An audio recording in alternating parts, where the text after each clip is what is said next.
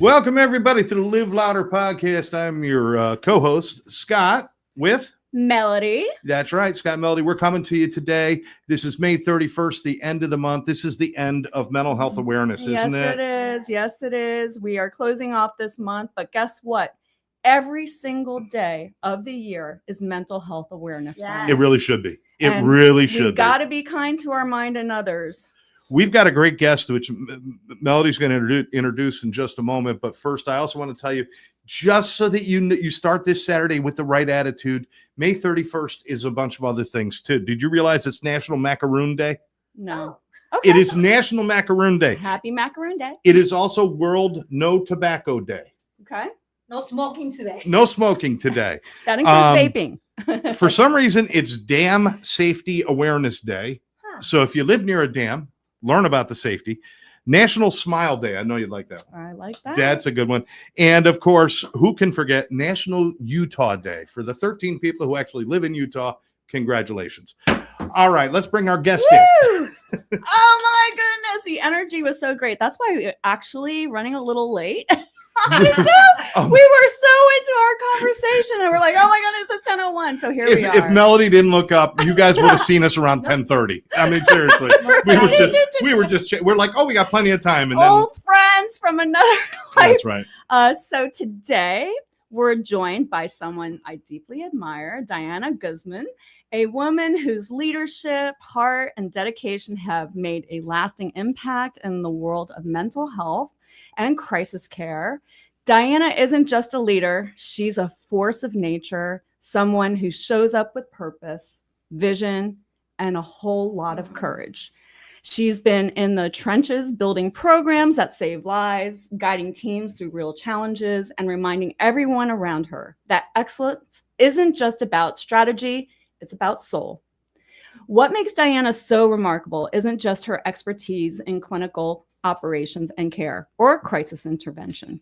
It's her ability to bring people together, to lead with empathy, and to turn bold ideas into action. You'll hear her speak with clarity, compassion, and conviction. And I promise you'll walk away feeling inspired to lead differently, more powerfully, and more authentically.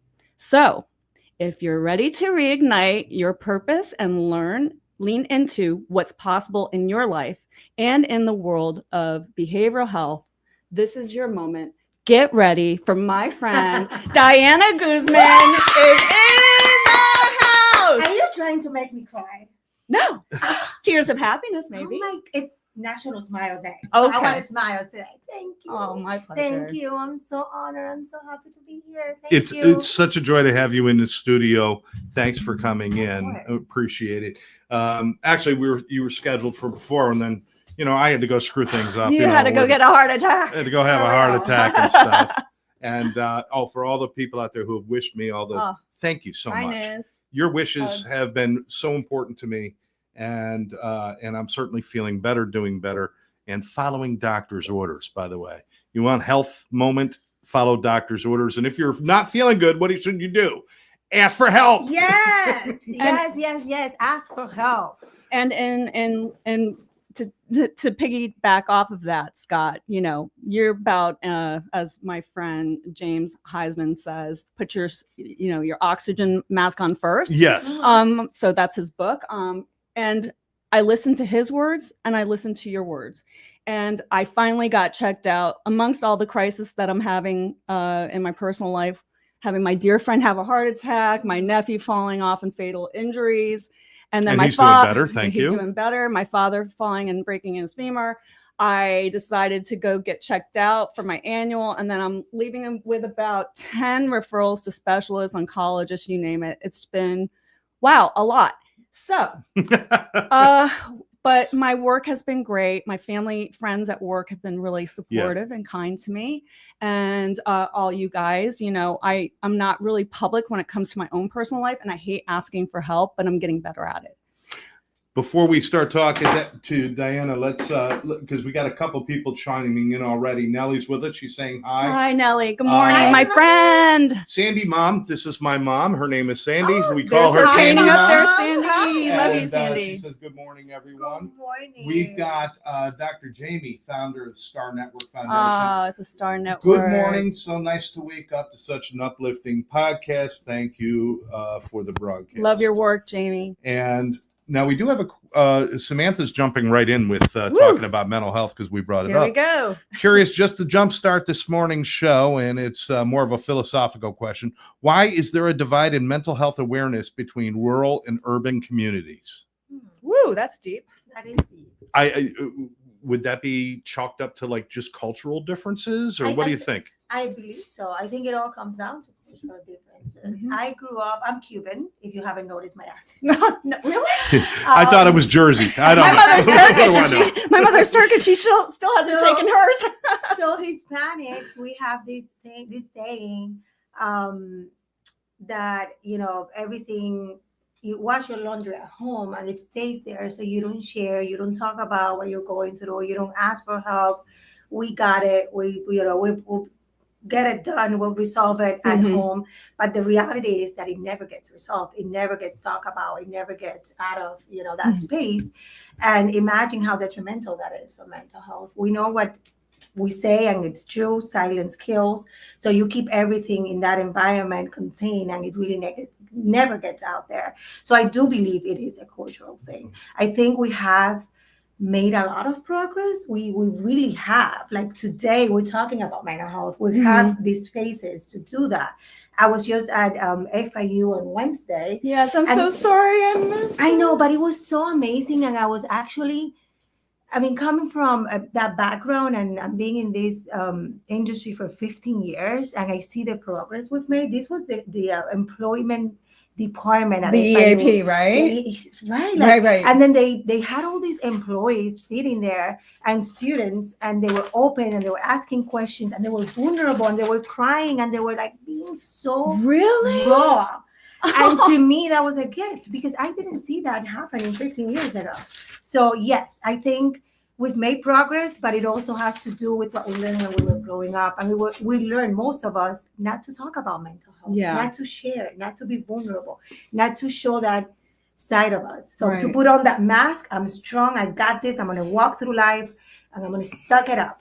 And I'm telling you that sucking it up is not going to give you soul. It's not going to give you what you need, and it's going to, it's going to create so much misery and pain and silence. And again, silence kills. So and we have to be there for each other. Diana and I had the opportunity to meet each other through work, and then long story short, before I know it, she is rocking and rolling in friggin' Nantucket Island running the community intervention training program. I was blown away. I'm like, my friend, you were just here and in Miami, and just that's the thing with me. I'm here today, I'm there tomorrow. I don't know where I'm gonna be the next day. I call her and she's like, Mel, you're not gonna believe where I am. I'm like, probably not, knowing you. That is true. And she's like, Nantucket. I'm like, Billionaire Row, nice. What are you doing there? And she is rocking and rolling, Scott, and she's got their program up and running. And she's just writing her book. She's going for a real estate license. And I'm like, I've got my real estate license here. And we just started talking. And I told her that, my mission has been to end loneliness. And since 3/11, when the pandemic was declared, I decided to just come back to life, revive myself, and get the word out there and only connect with people that would align with the mission that I have to hashtag kindness and hashtag end loneliness. All right. And if you have, you got to look into James Smith, you got to look into Kindness Worldwide, his organization. This guy is lighting the world on fire with kindness. So we have got to lean into each other for love and respect. Our world is crying tears since the pandemic happened. We are in a collective mental health crisis, and it was a spiritual awakening for all of us. And some of us born great ideas and had beautiful, improved relationships with our family members and friends, and some of us went the other way, like me. Yeah. So Anyway. Wow. Any more comments? Woo, yes, we got a few more. We got Karen from Crazy About Costumes in Fort Lauderdale. She's joining us, saying good morning, everyone. Hi, good morning. Everybody, make sure you check out Crazy About Costumes in Fort Lauderdale. If you've if you've never rented a real costume, we got if all of your costumes has been like, let me cut some holes in sheets and stuff like that. Yeah. No. Yeah. I'm going to put a cardboard box on you. You're going to go as a box of Wheaties. That's what, No, if you've never worn a real costume to an event, you got to do it. So what are we going to be this year, Scott? I don't know. Because I know you love Halloween, and I used to love Halloween. We could be the Joker and Harley Quinn. Ooh, okay. I like that. All righty. But I'm going to be the Joker with a beard because this doesn't come off. And finally, we got Karen Hurley, my business partner and friend, Karen, with us. Hi, they're all great to see you, and thank you for the show. Love the work. One brother, one sister. I ran like a crazy woman to support Sarah Sanders from the Milton yesterday. She was doing an event downtown, and then Karen was there, and then Juan Bay was there, and then your buddy, the attorney that Mark Astor. Mark Astor Mark was there. and Audra. And so many first responders. It's so cool to see them out and about. Dan, I want to ask you, what took you in this direction? Because obviously you're intelligent, you're beautiful, you could probably do anything you want to do. Why is it important that you help people the way you do? It's interesting how I got into this. Actually, I was talking about it on Wednesday at FIU. Quite honestly, I was broke. I couldn't afford a therapist. And I was sitting in my pain one day after 3 suicide attempts. And I decided that maybe, just maybe, school will be the answer. Why? Because I didn't have money to afford a therapist. I didn't have resources. I didn't have any way of figuring out what was going wrong with me. And at the time, a friend told me, well, if you go to school, you get grants and then you get this help and you get this money and maybe you also get to learn about yourself. Mm-hmm. It worked for me. So I started going to Berry University for my bachelor's, and I started learning about mental health, and I started learning about trauma. Mm-hmm. I had a lot of trauma, unresolved trauma. And when we don't look at trauma gets ingrained in us: depression, addictions, all these unhealthy, very bad habits and things that we do. And I was in that space, and it was so dark that when I started going to school, I was that one student that would always say, Mimi, I have a friend that is going through this, but I was the friend. So I literally she was squeezing free therapy out of college. I'm telling you. That's crazy. And I tell the story to people and they don't believe me, but that is the truth is That's that hilarious. I used myself as the case study for every single class. I volunteer my fake friend for every project. My friend is Wait, did you have a name for the fake friend? Rosita. Mine was Amy. Rosita. Mine was Amy. My friend Rosita, and guess what? That's my middle name, by the way, Diana Rosa. So I was like, my friend Rosita, and that is my little girl too. That's how what I call my little girl. And I'm like, my friend Rosita is going through this and that, and everybody knew Rosita. And Rosita got through undergrad, and after going through my undergrads, I experienced my second suicide attempt. And I remember saying to myself, well, school helped me once, maybe it will help me again this next time. I still didn't have the means to go to therapy. So I went back to school for my master's, and I went through my second phase of therapy during my master's degree. But the more that I got into this industry, the more that I fell in love with it. And I'm certified in addictions, trauma, anxiety disorders, crisis prevention, and intervention. And it was all happening in front of me because of this cry for help. Mm-hmm. And at the time, we didn't have resources. Mm-hmm. And at the time, we didn't have this podcast. And at the time, we couldn't talk about it. Yeah. Right. So that was my way of learning, but also staying alive and helping myself. You had mentioned before, and I'm assuming in your family, mental health wasn't something that you talk about at the dinner table. Nope. Suck it up, buttercup, and, rub some dirt on it and keep going, right? Yeah. So did you ever have that conversation with your family? I mean, was there a point where you finally said, I can't hold it in? I did, actually. After my third suicide attempt, which, by the way, it happened towards the end of my internship. I was already a therapist. I was already working in the field. And was still in silence. I would not tell anyone what I was going through because I was so ashamed and I was so scared. And I remember getting out of the psych unit. I was Baker acted, and I came out of the psych unit, and I called my mom, and I called my brother, and they went to my house, and I had to come clean. I had to tell them, listen, I've been battling with depression for 15 years. This is what I was at the last 4 days, and nobody knew that I was in a psych unit. And it was my third time, right, after trying to die by suicide. But even after coming out of that, I would never share that with anyone. Not a friend, not a family member, not a partner. Nobody knew, which I think is why I talk about it now and why I'm so proud to say, yes, I am a 3-time suicide attempt survivor. I'm not ashamed of it. I would never hide that back. I would never pretend to be someone I'm not. And I do what I do because I embrace that. And I'm proud of it. But yes, I called my mom. I told her. She was like surprised. Nobody knew. You know, they would see me like, oh, you're so pretty. How did you're she so handle happy. it? How did your mom handle that? Was she sad? She was sad and she was confused and probably felt a little responsible, which parents like to take on. So hard. What did I do wrong? How did I fail you as a mother or a father? Right? And I think it was just, it was an implied message. Like I got that when I was little. Like, you don't talk about this thing. This is not what we do. Like, we keep everything private. My grandma was also very private. Like, we keep everything within the family unit.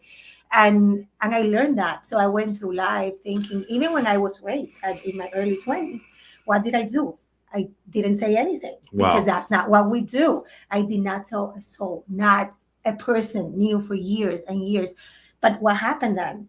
I was deeply depressed. I developed panic attacks, PTSD. I had times I didn't think I was going to make it to 47. I'm 47 years old. At some point, I didn't even think I was going to make it to 30 because my life was so miserable. And I was in so much pain. The pain was so bad that I just did not know what to do with it. Even though after school I'm having all of these tools, all of these resources that I was aware of, I will still not see myself as someone that can ask for that help. Because now I'm on the other side of the couch. Yeah. And I have to be perfect. And I have to keep myself together. Oh my gosh. I'm going to be honest. This is why we can talk for hours. I love you guys, and I love all of you out there, but I'm going to tell you the God's honest truth. The most messed up people you're ever going to meet end up being therapists. That is so what true. You can't do for yourself, you try to do for others. And so many therapists need help. It's just like first responders. I'll go out and I'll charge into a building and save somebody from a fire. But when I go back and I'm sobbing in the restroom, and I will not tell anybody because I don't want anybody to rescue me. Therapy is the same way. So you just like, I should be able to deal with this. I'm fine.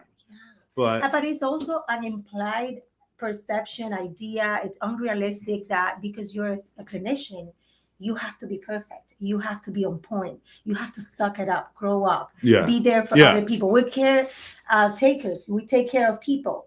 I teach at Miami-Dade, and last night I had You're still teaching? I'm still teaching. Oh my gosh, Diana. And she's running, are we allowed to say how many clinics you're running? No, it's just one now, but it has all levels of care, detox. Oh my God. Anyways, I'm a workaholic. I admit that. And I have my family and people tell me that all the time. I'm all over the place when it comes to the work I do. But I feel like that's my calling. And this morning on my way here, I was thinking about it. Like, I have so much energy. I'm dancing. I'm happy. Me I'm too. like, how do you do this? And I'm like, it's just because I'm on point. I'm on purpose. When you're on purpose, you have energy all the time and you're happy and it makes sense. And then other people look at you and it's like, what are you doing? Yeah. It's Saturday. Like, just relax. And I'm like, I can't. No, I can't. Life either. is beautiful. And I want to be out there and I want to give to people. But what I was going to tell you really quick, it's like I had my class yesterday. I have a class every Friday. I don't know who does this, only me. What are you teaching? And my students. I'm teaching addiction treatment. And it's from 6:30 to 9:50 every Friday. And I was telling my students with their future clinicians, you have to take care of yourself. When you get out there, you have to remember who you are, but you also have to walk the talk. We need to, we need to get help. We need to know when to pause. We need to know when to, like now I'm also attending as a client a women's group, which is 8 weeks. And it started last week. And I love that because when I'm in that space, I'm a client and I'm being vulnerable and I'm getting help and I'm asking and just being in that space of vulnerability as a human, as a woman, not as a clinician. And I love that. And we need to be honest when we need that help. Well, it amazes me as we sit here because we talk about, and Melody and I have always been as transparent as possible doing our show with our audience. And you talk about suicide attempts, you talk about rape, you talk about denial and different things that you go through. To talk about it that openly. So what is the difference between Diana now and Diana back then who wouldn't open her mouth? Why did that change happen? That's such a good question. And if people that know me, they are watching this, they will probably ask the same question, like, what happened? I think that what happened was that at some point I stopped making it about myself. When I was in silence, again, even after being a clinician and having this wealth of experience and helping so many people and giving, I was still not sharing anything about myself. People would think I was perfect, like, oh my God, all together. I literally the breakthrough came when I stopped making it about me and I made it about other people. I felt like, yes, I'm saying that I'm giving, but am I really giving? Because giving is when you're being vulnerable, when you're being raw, when you really let people to see you. I was walking around with a mask. And because I was walking around with a mask, people would see that, oh my God, it's so pretty, it's so perfect, it's so beautiful. But I was not being authentic. Authenticity was missing because you were not really seeing the real me. The real me is the one that can sit here and look at you and tell you, yes, I was sexually abused as a child for many, many, many, many years. I was raped when I was a young adult. I tried to kill myself 3 times. I went through this deep, dark depression in which I had, panic attacks, and my PTSD got so bad that at times I couldn't even function. I would, I was just completely out of sync. And my friends and family and people that knew me would think of me like, she's so irresponsible. She, there was times that they didn't understand. Right. And I didn't understand what I was going through, but I kept pushing. And then the next day I'm again pretty, I'm perfect, but then I'm down. And it was just this roller coaster because I was not being authentic and asking for help. I was just not giving myself and other people the opportunity or permission to other people to feel that way and still, So you put your own oxygen mask on. I did. You decided that you weren't going to go down in that plane into that chaos, and you were going to be kind to others. And this is, world kindness. You decided to pour your love because you love hard like me.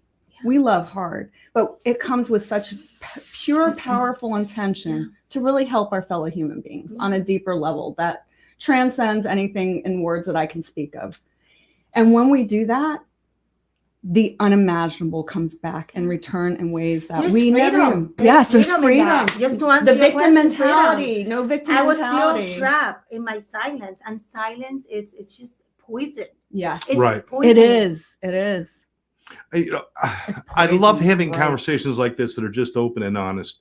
And I think this is what listen, we're good at diagnosing. We're good at treating specific illnesses or mental illness, addictions, other things like that. We're good at that stuff. What we're not good at is normalizing the conversation about not being okay. Yeah. We're not good at, and there's all this stuff going on with schools now. Oh, let's do different school hours. Let's do this. Let's do that.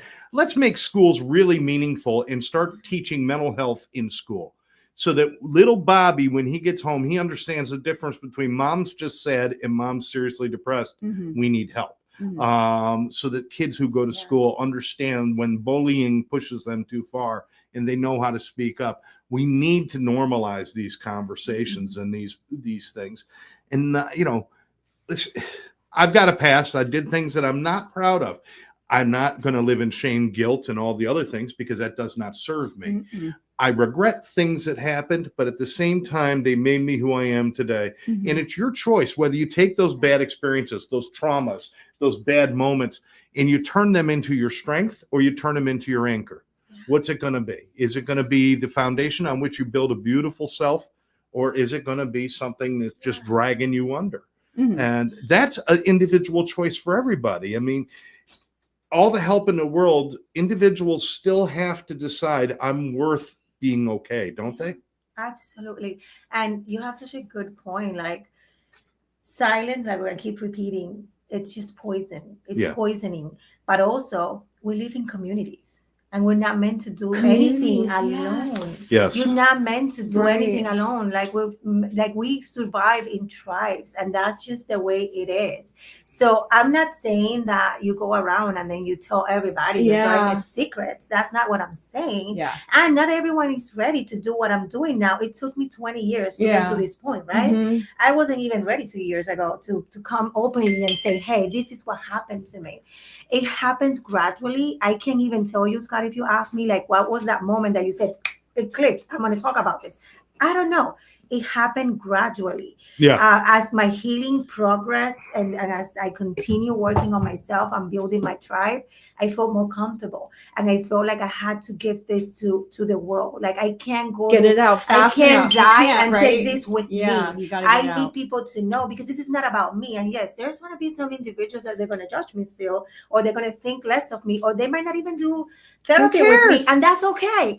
But there's going to be the one that is going to think about it and be like, wow, if she made it through, if she's doing what she's doing now, if she's happy, I feel I consider myself a successful person.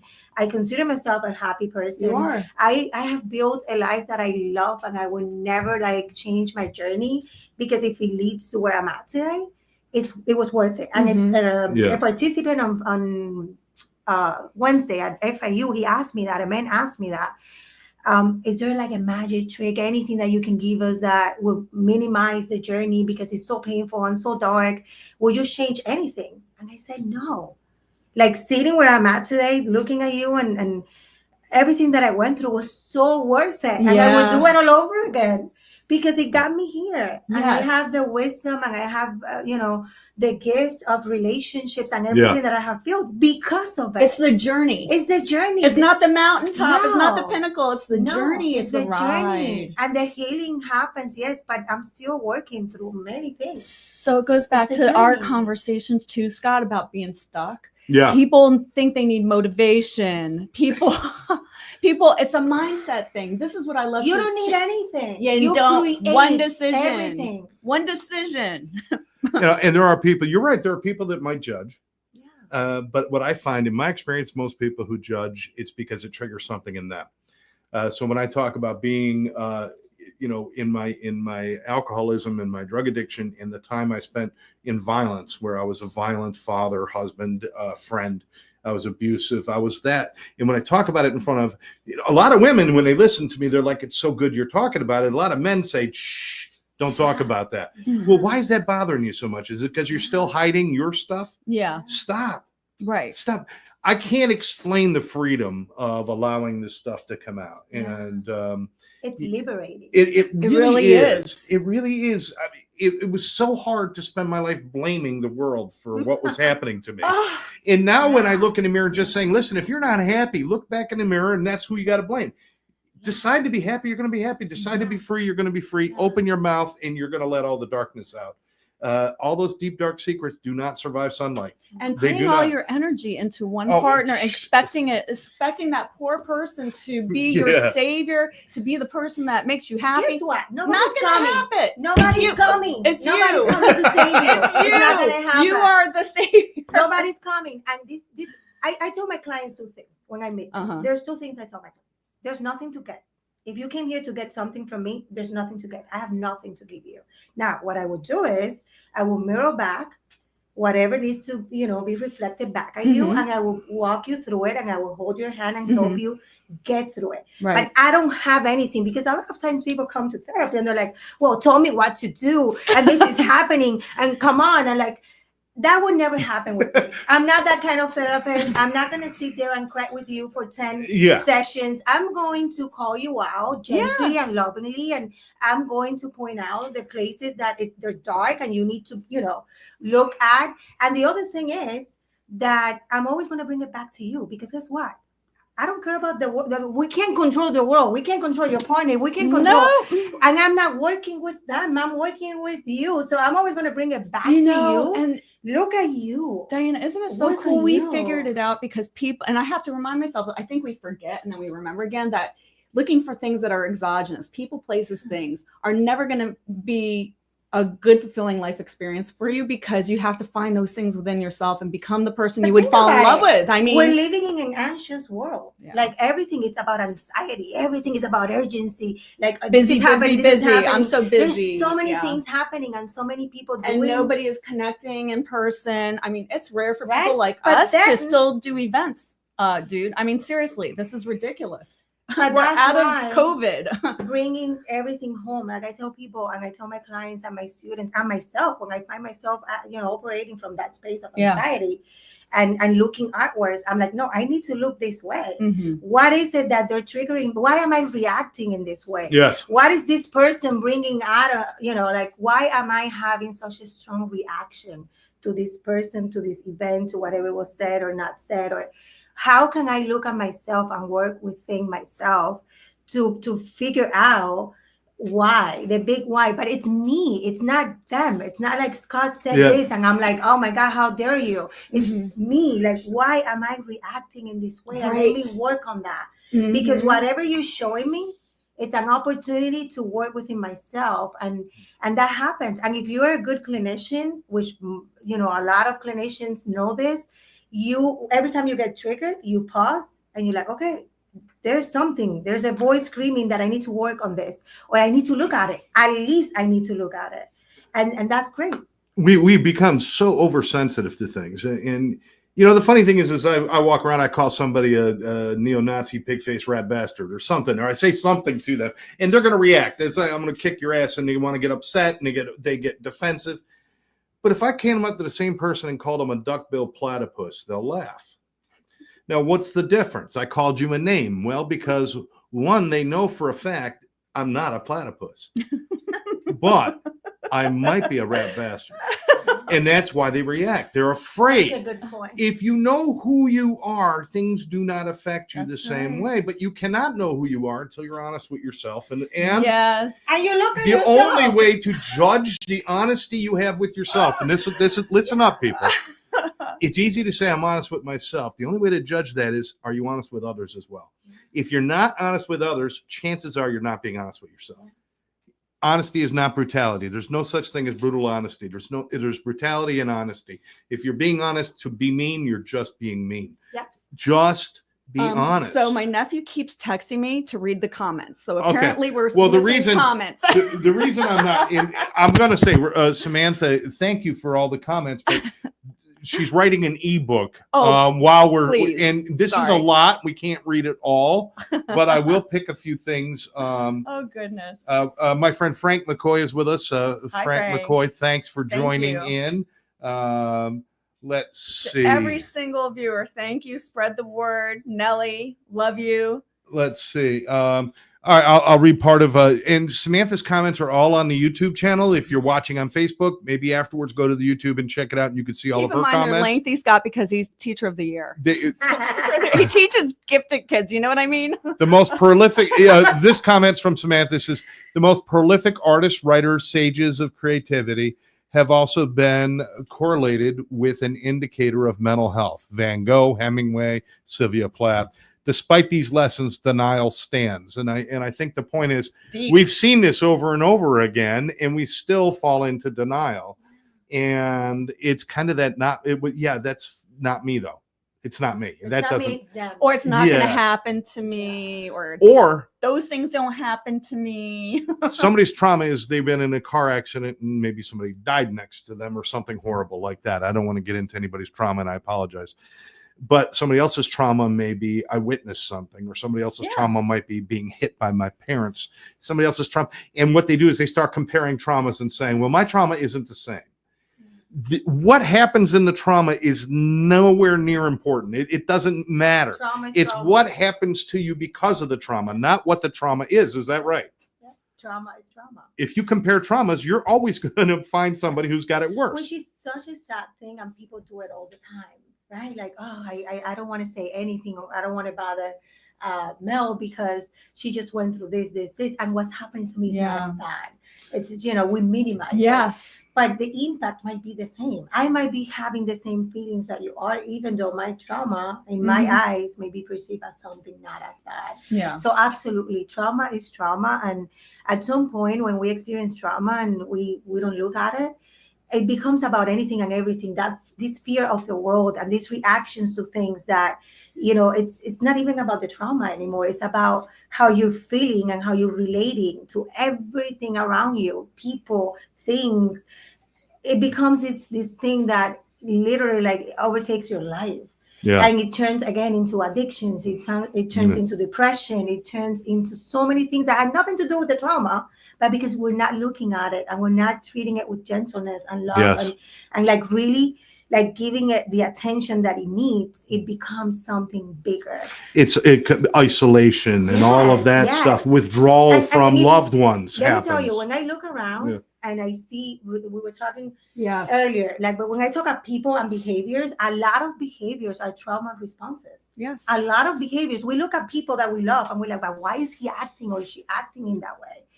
I have a clinical eye. Of course, I look at everything with a clinical eye, and I'm thinking, wow, I wonder why they're behaving that way. And it's most of the time, the underlying is a trauma that happened, and that's a trauma response. Yes. That we are not able to see it because it comes across as, oh, he is so rude, or he is such an whatever, and we're seeing that behavior. But behind that behavior is the human.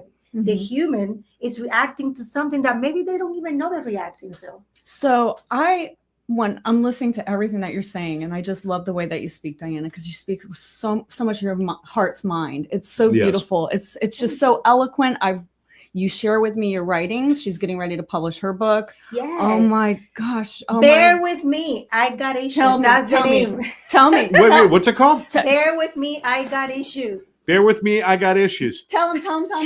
It's phenomenal. And she writes. My first wife wrote that to me before I married her. She writes so beautifully. And listen, I'm writing my book with AI, which I'm getting ready to publish, 311. Still working title. But you know what? Yeah. Tell them about your book, because this is phenomenal. The lens, the whole it's setup. About everything we're talking about. Like, I want to be perspective. I want to be imperfect. I want to be human. I want to be able to look at you and tell you, yeah, bear with me. I messed up. I do have issues. Like, I do need to work on this or that or the other or everything. I don't know. I'm not perfect. Yeah. I want to walk through my life embracing that imperfection and embracing the parts of me that before I was not proud of, the parts of me that embarrassed me and I was ashamed of, and the guilt, all of that. I want to bring it to light and say, you know what, Scott, I messed up. I'm so sorry. I'm going to do better and actually do better and work on that, but not feel that, now this is like a label that I have on me, and now I have to hide and I have to shrink and I have to like beat myself up because I'm not measuring up. When I'm not measuring up, I'm not measuring up, and I'm okay with that. I'm okay with being number 2, number 3, number 5, number 10. I don't care. And I think labels don't define us as humans, because that's why I hate it when I hear people, even though you say alcoholic, drug addict, and you don't call somebody, hey, you got cancer. You know what I mean? You're a cancer addict, Here we are human beings that are perfectly imperfect. That is the best label I can come up with. Perfectly imperfect. We are. And I will say, I do not address anybody as an addict or an alcoholic. I use it as a general term. People with addictions, I'll call them addicts. But as an individual, I do not believe somebody should be an addict or an alcoholic. Yeah. They are Bob, who suffers from addiction. Bob, who suffers from alcohol use disorder, substance abuse disorder, this or that. Bob, who suffers from trauma. All of these times that we make the disease bigger than us just gives us an excuse not to succeed in defeating it. And we're missing the person. We're not looking at the person. And let me tell you why. Yes. There's plenty of research. I don't even want to get, into academia right now and like research and all of that. But there's plenty of research to show that most addictions originate from pain. And there's actually a lot of research also saying that more than half of the people that seek psychiatric help actually experience some sort of abuse, violence, rape, or experience anything that was, like detrimental, like some sort of trauma. So a lot of these illnesses, addiction, mental illnesses originate from some sort of they all pain. manifest from the mind. They manifest from something, and it's pain. It's pain that is, your mind creating all of that. Yes. So when we look at these people and we label them as, well, you're an alcoholic, you're a drug addict, you're a bad apple, which unfortunately I hear a lot in treatment, and it breaks my heart.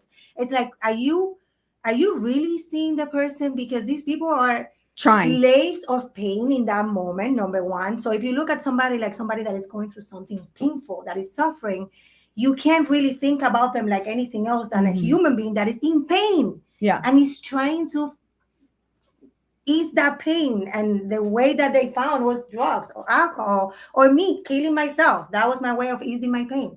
Every time I went through pain, all I thought about was like, how can I end it? And in my head, it was dying.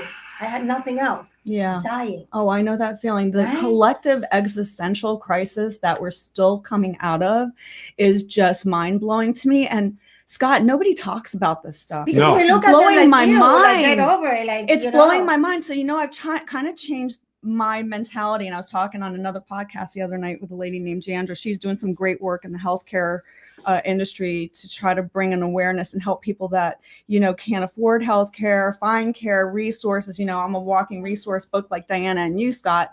And really, we're doing ourselves such a disservice by treating ourselves this way. And it's got to stop. It's just got to end. And it ends with us, right? Absolutely. With our words. Words. Let's look at the human being and let's just stop with all these mindset is the way I'm going with this. I'm not talking about mental health because it is our mindset that has got us here today talking about this. The businesses we've launched, the books we're all three writing separately and collectively, we're doing this together. It is no mistake that we're here today having this awesome conversation, and we are going to have more people that are going to get on this campaign of kindness because we got to do something. We got to stop people from dying. I have known too many people in my lifetime who have taken their life, and it's got to stop. Let's commit to getting our books out, all three of us, by the end of the year. Oh my God! Yes. Let's do that. So what's yours? Yours is going to be what? James. The name? The name of the book? Writing mine. Bear with me. I've got issues. And your book is going to be still working till 311. The I don't know, Renaissance reboot. I don't know, something of that name. And we'll have Scott's Guide to Surviving an Imperfect Life. Oh, I love it. And with art, because I will include my art for those who don't like to read. I'll give you art. I love it.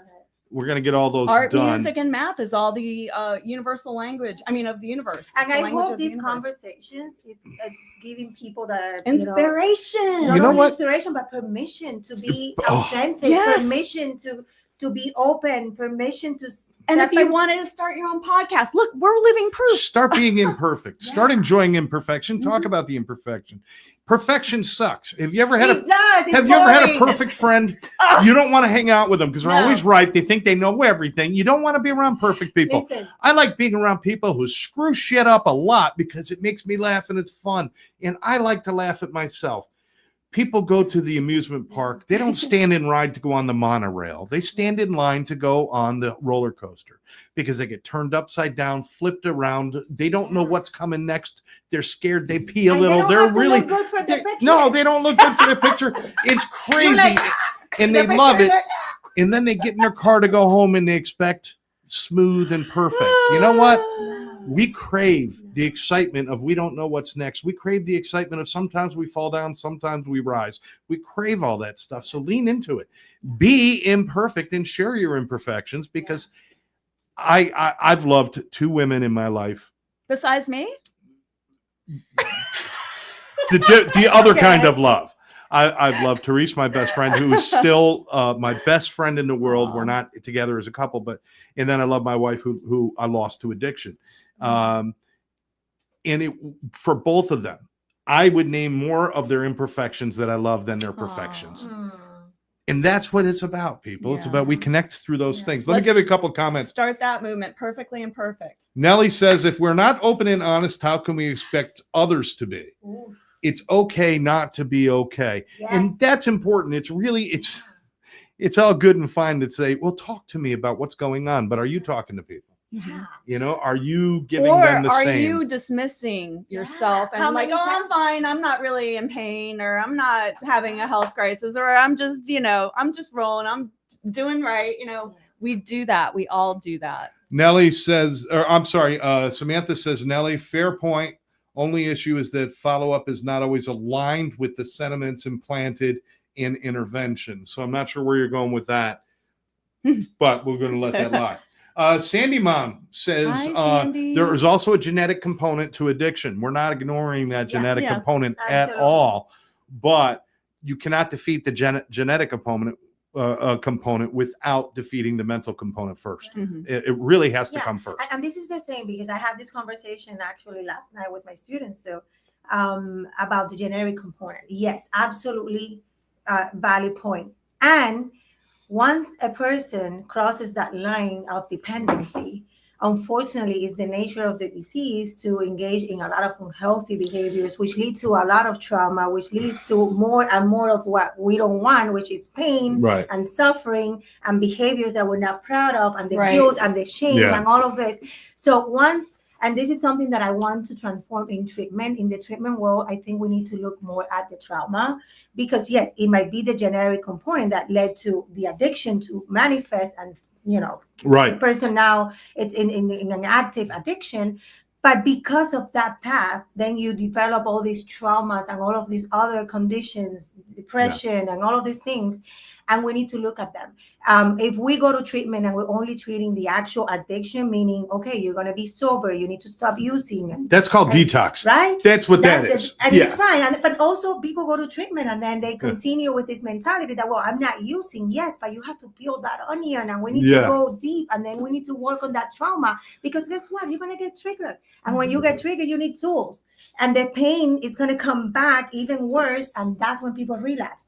Relapse happens under that stressful environment where you're having all these triggers and you don't know what to do with them. So what do? You go back to basics, which is using. Absolutely. And if you don't have the genetic predisposition before you use, what happens is your using will create it. It'll rewrite your pathways.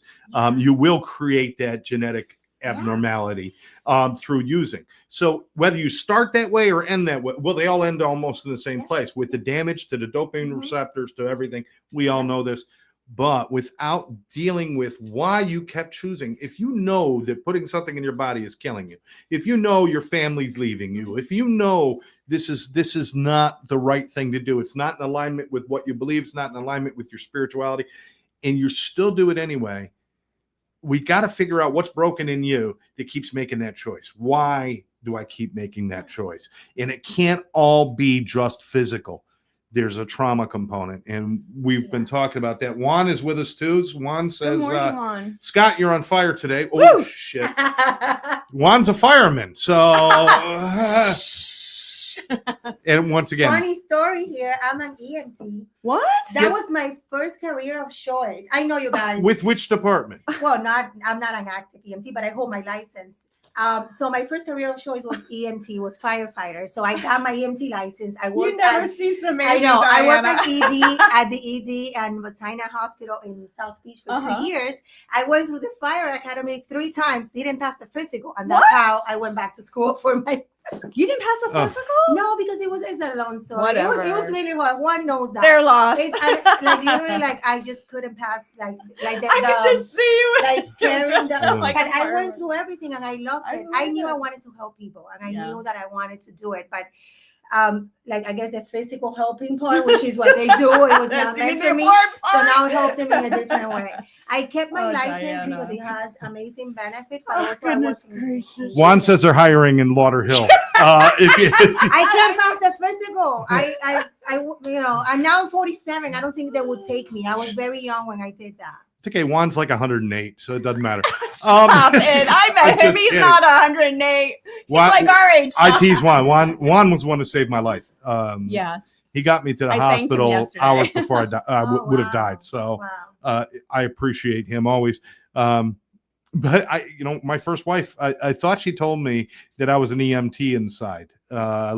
Because I'm like, oh, well, maybe I am an EMT inside. Then she repeated it, and I understood. She said, "You're empty inside." So it was a different conversation. I just got it wrong. Goodness. I gotta say that we've only got a few minutes left. I can't believe it, Scott. This is a show. It goes by so quick. I'm willing to call this part 1 if we want to do a part 2. I would love to. And can we talk about this for my dad? Oh, this is a Live Louder swag. Yes. Dad, this is your shirt. You're the official one that's going to have it first, Dad. Listen, and Live Louder means live like we're doing it right now, right here. Live Louder is stop hiding who you are. Yes. Start celebrating the good, the bad, the indifferent. Everything you've experienced. I don't care if you're having nightmares about your past experiences, you would not be sitting or being where you are right at that moment without those experiences. I'm not saying every experience should be looked at with a happy face and in rainbows and everything else, because that's a whole different kind of crazy. There's things that there's things that we regret. And I'm sorry some things happen. Yeah, I'm sorry some things happen to you and to me. And I'm sorry. And I'm sorry to things that happen. But I can't spend my time thinking about it. Instead, I think about, what does it mean for me now? How can I turn my tragedy into triumph? How can I turn my mess into a lesson? Okay. My mess into the message. How do I do that? How do you turn your mess into the medicine? Because that's it. Oh, mess, nice. Yeah, right. Like, that's how I feel. Like my mess became my medicine. My medicine is doing this, talking about it. It helps me. It makes me feel liberated and free. And it makes me feel like I'm doing something for somebody else. So how to turn your mess into your medicine? I love that. We got to make a t-shirt out of that one. That's a good one. My mess became my medicine. And you can't die from a kindness overdose. You know what I mean? Yeah. Either. Yeah. Well, Richard Simmons almost did. I know. He was so a little too kind. No, seriously, guys, this is a serious conversation that. But it can't end here. Yeah. This is why we're seriously unserious here. Yeah. This conversation can't end here. If you don't get off this show and go talk to somebody you care about today, there is no tomorrow when it comes to this stuff. Today, just take a moment, check in with your family, check in with your friends.